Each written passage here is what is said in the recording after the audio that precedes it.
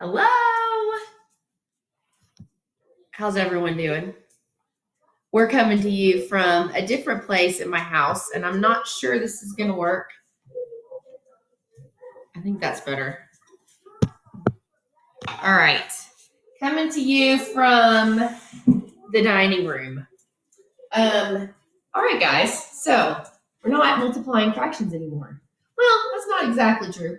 We're multiplying portions of things or whole numbers with portions of things, which is like a mixed number. We're just going to do it with decimals instead of fractions. So, as a review, if I have 3/10 of something, that is the same as 3/10, right?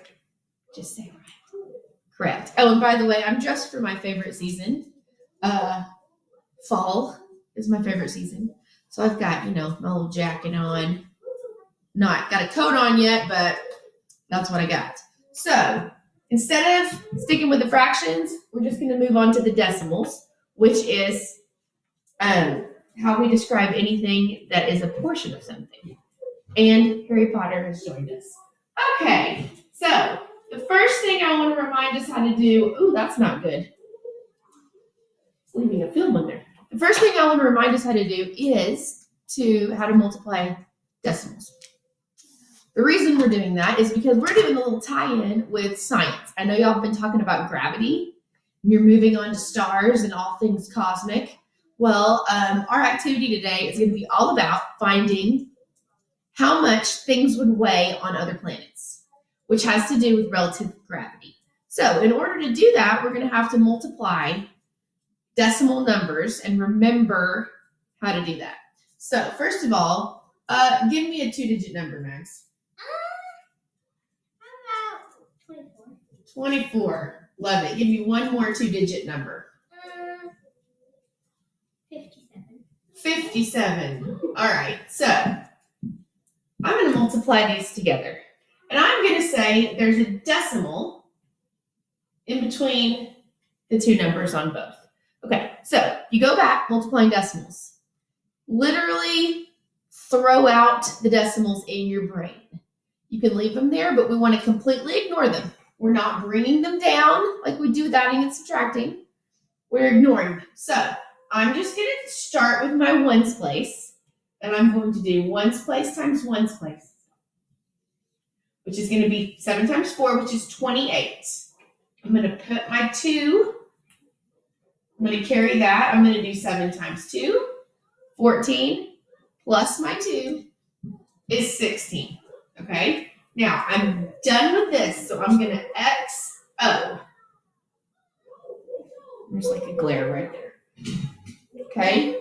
And I'm going to get rid of this 2 because I've already used it. Now, 5 times 4 is 20. 5 times 2 is 10. Plus 2 is 12.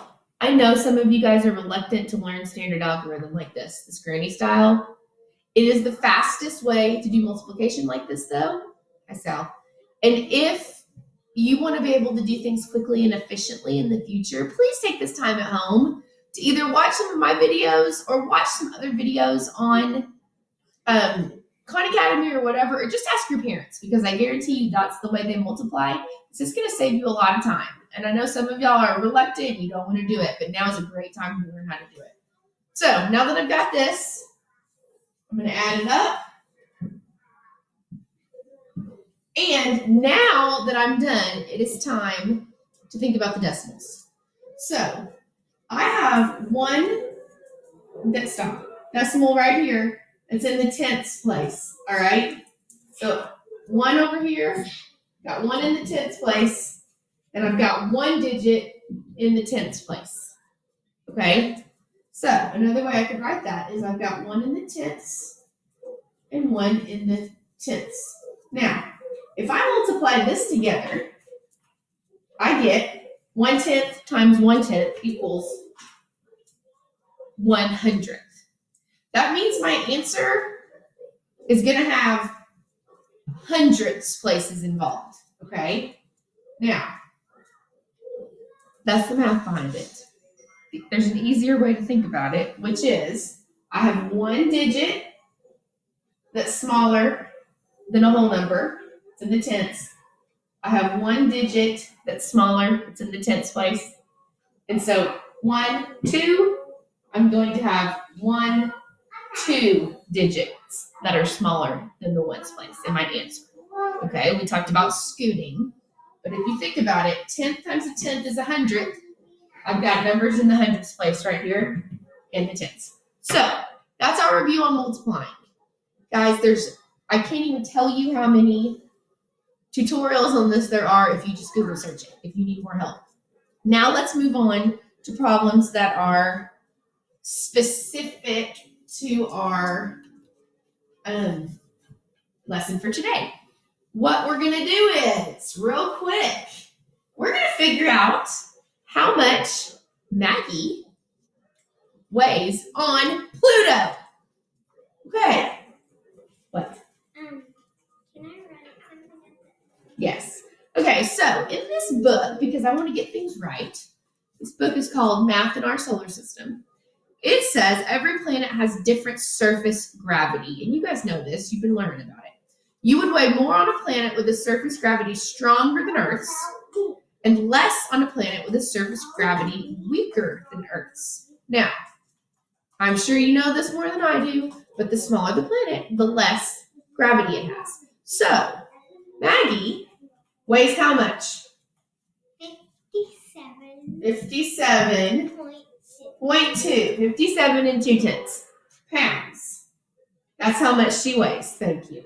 We're going to figure out how much she weighs on Pluto, which there's a chart right here, and it says Pluto's gravity relative to Earth's is 5/100ths what Earth's is. That's really, really small compared to Earth's.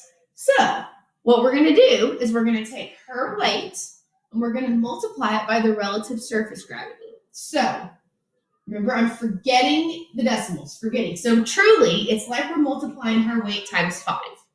So I'm going to do that real quick. 5 times 2 is 10. I'm going to carry the 1. 5 times 7 is 35, plus 1 is 36. And 5 times 5 is 25, plus 3 is 28. Now, I could go down and do another row for the zeros and another row for the zeros. That's not necessary because that's just going to be 0 times, it's going to be a bunch of zeros.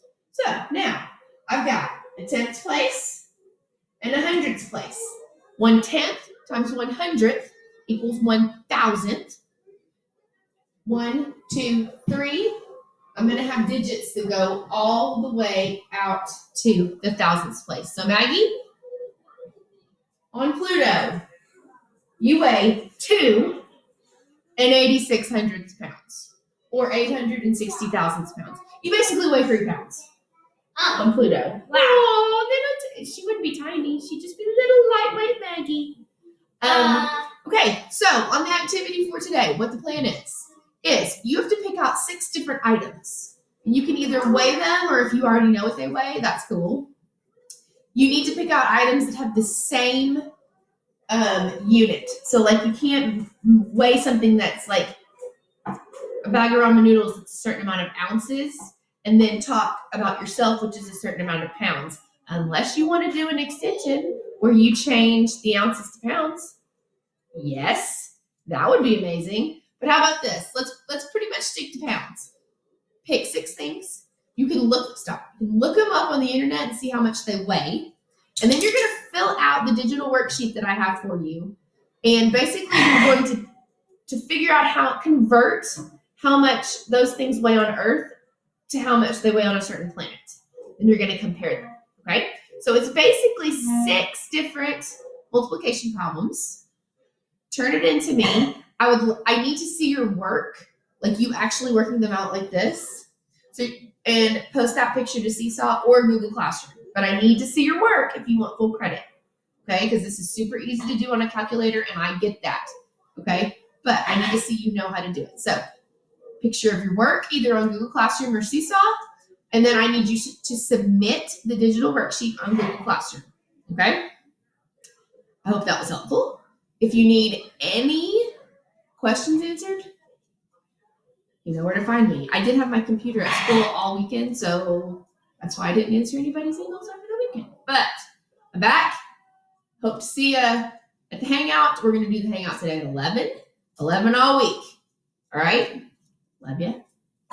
Dress for the weather today. Not the weather, dress for your favorite season today.